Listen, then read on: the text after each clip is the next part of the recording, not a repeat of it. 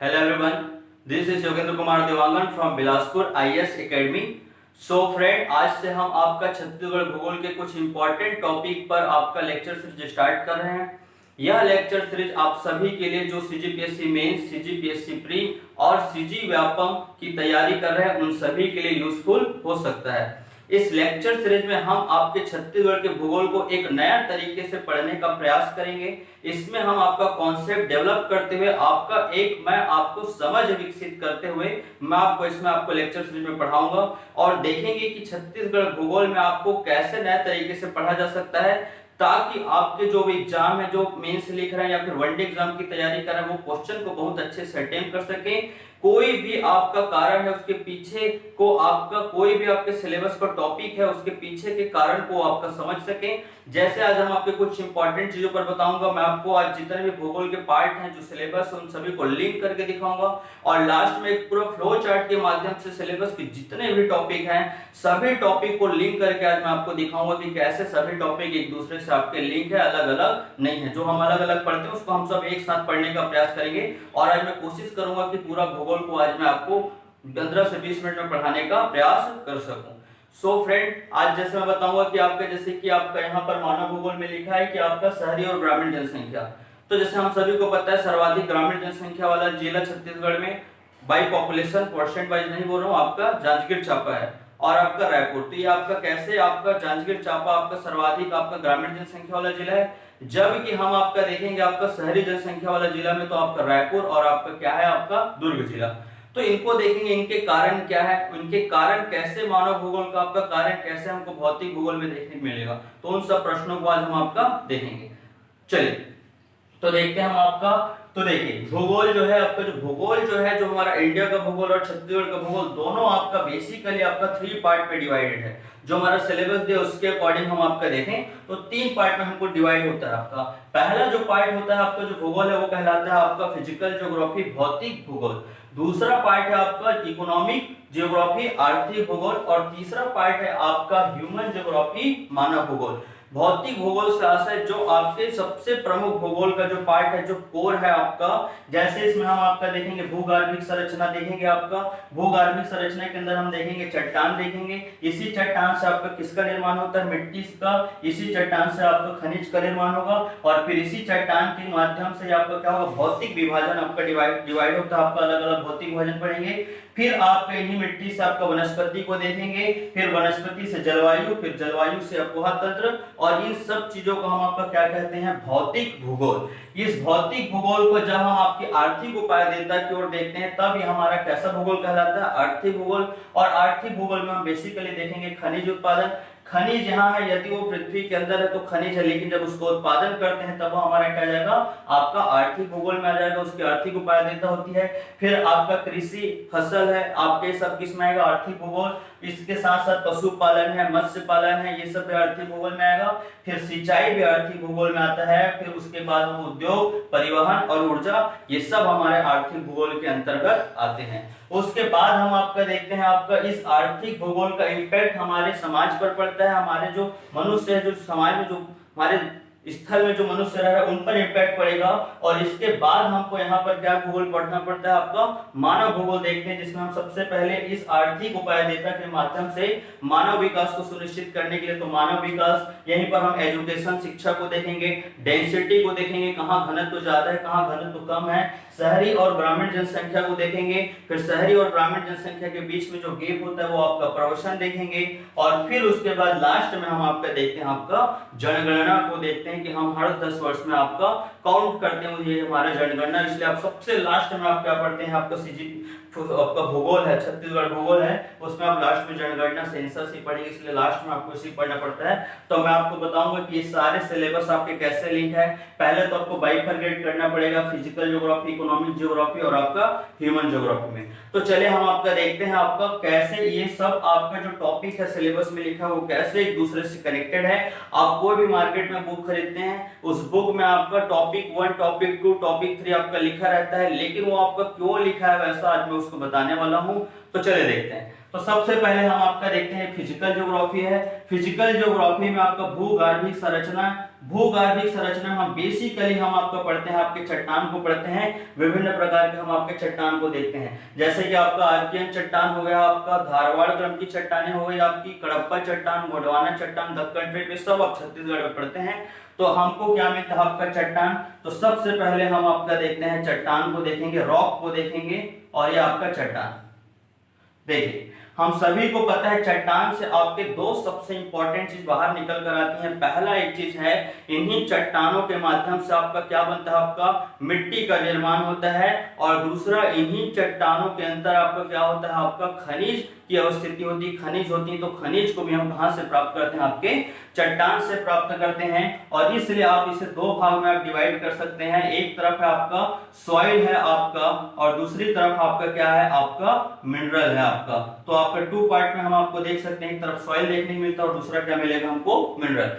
दूसरा अगर हम आपका देखें, आपके इन दोनों के अलावा दूसरा अगर हम देखें चट्टान से, तो चट्टान से हमारा भौतिक विभाजन भी क्या होता है, डिसाइड होता है कि कहां कहां पर कैसी स्थलाकृति होंगी, और स्थलाकृतियों के माध्यम से वहां पर भौगोलिक स्थितियां या भौतिक विभाजन किस प्रकार की होगी। तो तीसरा पार्ट हम देख सकते हैं फिजिकल डिवीजन, इसी को हम आपका भौतिक विभाजन या भौतिक विभाग भी कह सकते हैं, उसको भी देखेंगे। जैसे छत्तीसगढ़ में 4 प्राकृतिक विभाजन है, भौतिक विभाजन, उसको भी देखेंगे। तो चलिए देखें चट्टान, सॉइल। तो चट्टान से आपका क्या बना, आपका सॉइल। जैसे कि इंपॉर्टेंट एक एग्जांपल ले लेते हैं, जैसे कि माना कि एक रॉक ले लेते हैं, जैसे आर्कियन चट्टान। आर्कियन चट्टान से हमें किस प्रकार की मिट्टी का निर्माण होता है, आर्कियन चट्टान से हमें आपका लाल बलुई मिट्टी का निर्माण होता है। दूसरा एक चट्टान देखिए, जैसे कडप्पा चट्टान। तो कडप्पा चट्टान से किस प्रकार की मिट्टी का निर्माण होता है, तो कडप्पा चट्टान से हमें आपका लाल पीली मिट्टी का निर्माण होता है। तो चट्टानों से क्या बनेगा, आपका मिट्टी का फॉर्मेशन होता है। अब देखेंगे जब आपका मिट्टी का फॉर्मेशन होता है, तब आपका सॉइल के बाद इसी से क्या डिसाइड होता है, आपका वनस्पति डिसाइड होगा, वेजिटेशन डिसाइड होता है। वेजिटेशन मींस यहाँ पर आपका किससे है, आपका यहाँ पर है आपका फॉरेस्ट से है, वनस्पति से, मतलब आपका फॉरेस्ट, वहां पर किस प्रकार की आपका फॉरेस्ट या फिर किस प्रकार के वनस्पतियों का निर्माण होगा। तो आपको किस पर डिपेंड करता है, आपका मिट्टी पर डिपेंड करता है। जैसे कि यहाँ पर चट्टान को फिर से देखते हैं, जैसे आपका आर्कियन क्रम की चट्टान है, आर्कियन क्रम की चट्टान में मिट्टी क्या बनेगा, लाल बलुई मिट्टी बनेगा। और लाल बलुई मिट्टी की जो विशेषताएं होती हैं, वो आपका लाल बलुई मिट्टी आपकी क्षारीय मिट्टी होती है। और उसी से यदि हम आपका वेजिटेशन देखेंगे, तो यहाँ पर हमको लाल बलुई मिट्टी में मुख्य रूप से आपके सालवन हमको आपके प्राप्त होते हैं, वहां पर सालवन देखने को मिलता है। और हम सभी को पता है आपका आर्कियन चट्टान बेसिकली बस्तर संभाग में है। सॉइल वहां पर देखेंगे तो लाल बलुई मिट्टी भी हम आपको बेसिकली कहां देखने मिलेगा, बस्तर संभाग में। और वेजिटेशन यदि हम आपको वहां पर वनस्पति देखेंगे, तो बस्तर में हमको आपको मुख्य रूप से कौन सा वन देखने को मिलता है, वहां पर सालवन ही देखने को मिलता है। अब हम आपको देखेंगे वेजिटेशन की क्या क्वालिटी है, वेजिटेशन की क्या विशेषता होती है। वेजिटेशन में आपका जैसा जैसा वेजिटेशन होगा, उसके माध्यम से क्या होगा, वहां पर उस एरिया का क्लाइमेट आपका डिसाइड होता है।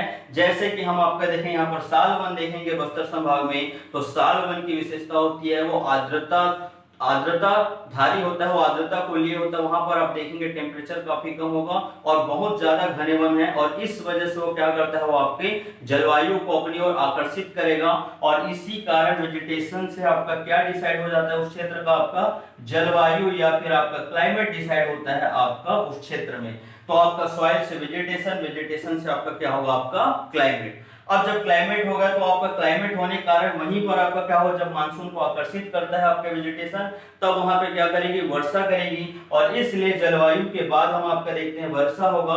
और वर्षा होने के बाद ये जो हमारा भौतिक विभाग है, जो अलग अलग भौतिक विभाग है, जो स्थलाकृतियां हैं, और स्थलाकृतियों में जब आपका वहां पर वर्षा होगी, और उस स्थलाकृतियों के स्लोप के कारण आपका जब वहां से जब पानी की धाराएं आगे बढ़ेंगी, तो और पानी की धाराएं आगे बढ़ बढ़कर नदी का निर्माण करेगी, और नदी सब एक मुख्य नदी पर जाकर मिलती है, और उसी मुख्य नदी से आपका क्या बन जाता है, आपका अपवाह तंत्र का निर्माण होता है। तो जलवायु से वर्षा, और वर्षा के बाद वहां पर हम आपका देखते हैं अपवाह तंत्र को देखेंगे, ड्रेनेज सिस्टम को हम आपका यहाँ पर देखेंगे, अपवाह तंत्र। तो जैसे कि फिर आपको मैं वापस बता रहा हूँ, जैसे चट्टान है, तो यहाँ पर कौन सी चट्टान है, आर्कियन चट्टान से मिट्टी बना है आपका लाल बलुई मिट्टी। लाल बलुई मिट्टी से हमारा बेसिकली कौन सा वनस्पति है, सालवन। और सालवन आपका यदि है तो वहां पर आर्द्रता लिए हुआ सालवन, तो आपका मानसून आकर्षित करेगा, मतलब जलवायु और वर्षा। और इसलिए हम सभी को पता है भूभाग में सबसे ज्यादा वर्षा वाला क्षेत्र है, उसका कारण आपके वेजिटेशन और आपके क्लाइमेट कारण। जब आपका वहां पर हम देखेंगे स्थलाकृति बहुत उबड़ खाबड़ है और इसलिए वहां पर आपका क्या हुआ है, वर्षा होगा। उबड़ खाबड़ होने के कारण भौतिक विभाग में उसको अलग से कनेक्ट करके बताऊंगा, यहाँ पर मैं आपको नहीं बता रहा हूँ। तो यहाँ पर हम आपका देखेंगे भौतिक विभाग के कारण आपका अपोहा तंत्र का निर्माण होगा, और जब नदियां बहेंगी तो वहां पर हमको कुछ जलप्रपात देखने को मिलता है आपका। क्योंकि जलप्रपात क्यों है, क्योंकि ये वाला जो चट्टान है आपको बहुत हार्ड होता है, मैं चट्टान आपको अलग से पढ़ाऊंगा, उससे और बताऊंगा आपको। तो इस कारण आपका अपोहा तंत्र का निर्माण होगा, और इस अपोहा तंत्र से आपकी जब नदियां विकसित होंगी, और नदियां विकसित होने के कारण आपका क्या होगा, आगे चलकर हम आपका देखते हैं इन नदियों के माध्यम से और उस मिट्टी के हिसाब से आपका जब नदी मिट्टी को देखेंगे, और मिट्टी के बाद हम आपका जब वहां पर अपोहा तंत्र से हम आपका क्या देखेंगे, आपका सिंचाई को देखेंगे।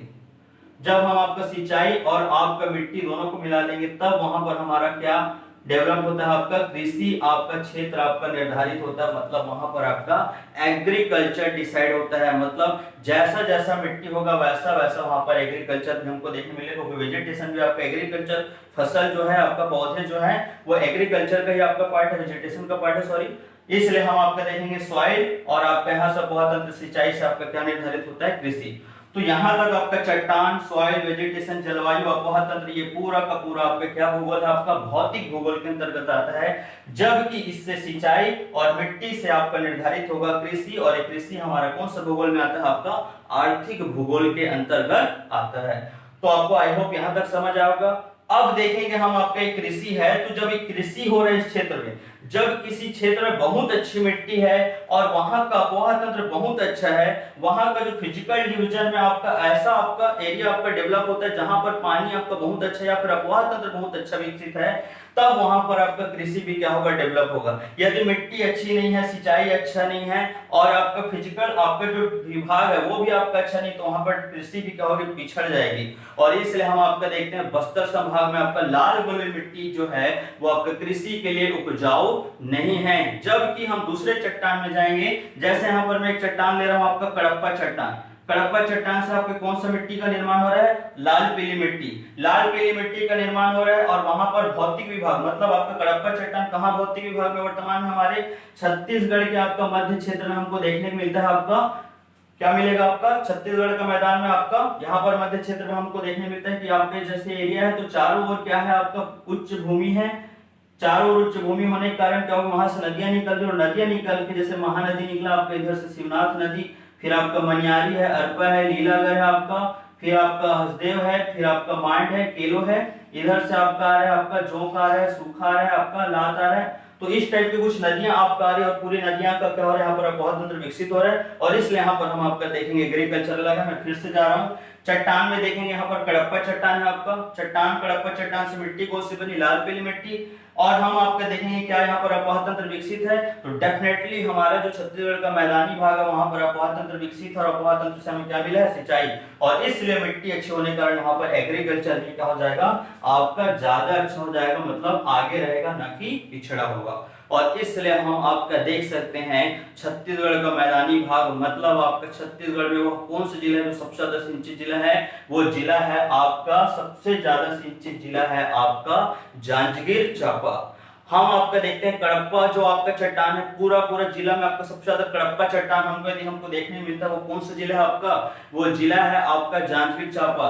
जांजगीर चांपा में सबसे ज्यादा हमको आपका लाल पीली मिट्टी दिखाई देता है, सबसे ज्यादा सिंचाई विकसित भी वही है, और इसलिए जांजगीर चांपा आपका एग्रीकल्चर में भी आपका टॉप में है, पहले स्थान पर है जांजगीर चांपा। चाहे वो खरीफ फसल के लिए हो, चाहे धान की फसल के लिए हो, चाहे कुल उत्पादन के लिए हो, जांजगीर चांपा हमें आपका टॉप में दिखाई देता है। उसके पीछे का कारण सिर्फ वहां का क्षेत्र आपको नहीं, बल्कि ये सब चीजें आपका काम करती हैं, तो इसलिए आपका जांजगीर चांपा एग्रीकल्चर में भी टॉप में है। अब हम आपका देखें आपका इकोनॉमिक आपका ज्योग्राफी कैसे आपका ह्यूमन ज्योग्राफी को इंपैक्ट करेगा।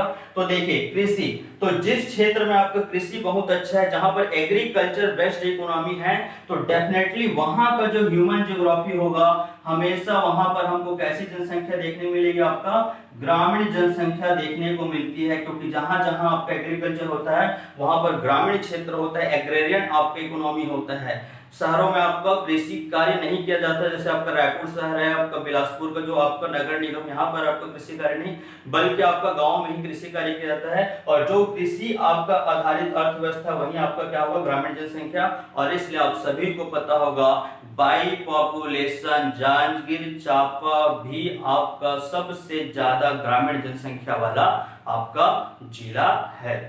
तो आपको ये समझना है, आप पहले रटते रहते हैं, आपको रटने की आवश्यकता नहीं। अगर हम इसको अच्छे से पढ़ेंगे तो कॉन्सेप्ट हमारा डेवलप हो जाएगा, उसके पीछे के कारण को समझेंगे। तो ग्रामीण जनसंख्या होने के पीछे का कारण उनका भौगोलिक कारण है, भौतिक कारण है, उसके पीछे हम जाएंगे तो वहां पर हमको बेसिकली चट्टान देखने मिलता है। चट्टान है, कड़प्पा, लाल पीली मिट्टी, वहां का वेजिटेशन अलग है, वहां का जलवायु अलग है, वहां अफवाह तंत्र विकसित, और इसलिए आपका क्या विकसित हुआ है, कृषि, इसलिए कृषि में भी आ गए, सिंचाई में भी आ गए, और इसलिए वो क्षेत्र आपका क्या कहलाता है, आपका ग्रामीण जनसंख्या वाला आपका जिला है, आपका जांजगीर चांपा। तो आपको ये चीज समझ आ रहा होगा। दूसरे एंगल से मैं आपको समझाता हूं, चलिए देखते हैं। चट्टान है तो कोई भी चट्टान है तो चट्टान में हमको क्या मिलता है, दूसरा चीज आपको मिनरल्स मिलेगा। वहां पर मिनरल को हम आपका क्या करते हैं, आपका माइनिंग करेंगे, मतलब उसका उत्खनन करते हैं।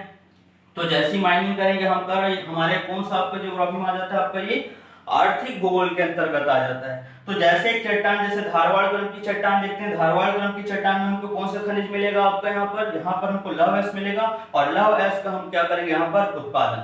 जब हमको यहाँ लौह अयस्क मिल रहा है मतलब आपका खनिज मिल रहा है, तो खनिज आधारित हम क्या स्थापित करेंगे, उद्योग स्थापित करेंगे। खनिज के माध्यम से हम आपका क्या करते हैं, उद्योग। उद्योगों का बेसिक आधार क्या है, आपका खनिज। तो हम आपका खनिज के माध्यम से आपका क्या करेंगे, आपका उद्योग स्थापित करेंगे, और इसलिए यहाँ पर आपका मिनरल्स आपका क्या हो रहा है, आपका उद्योग।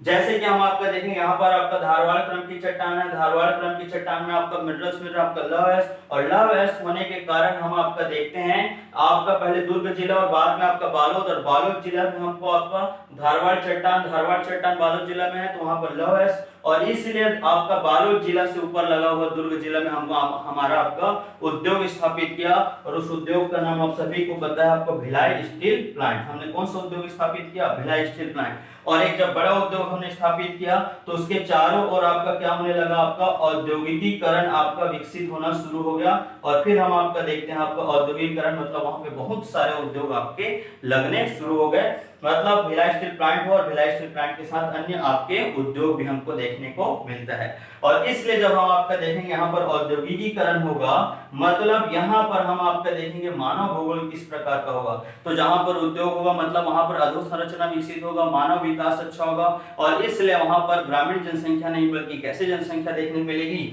वहां पर हमको शहरी जनसंख्या देखने को मिलती है, ना कि ग्रामीण जनसंख्या।